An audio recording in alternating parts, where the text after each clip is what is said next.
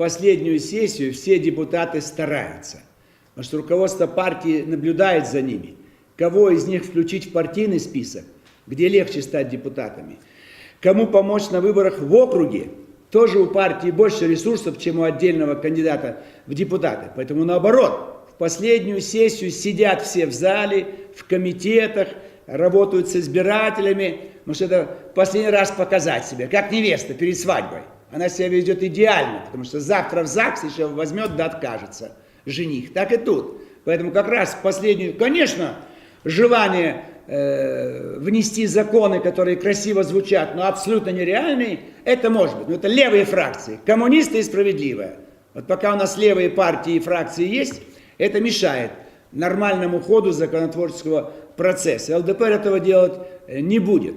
Мы прагматики, мы консерваторы, и мы хотим самое главное сделать, повернуть денежные потоки в сторону наших заводов и фабрик. И мы закидаем нашей продукцией всю страну.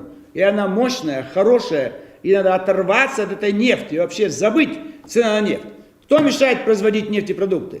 Иран просит, вот мы боимся иранскую нефть, а им нужен мазут, у них нету своего мазута. Так давайте мазут гнать в Иран, и мы компенсируем потери от излишней иранской нефти на рынке. Но не делает.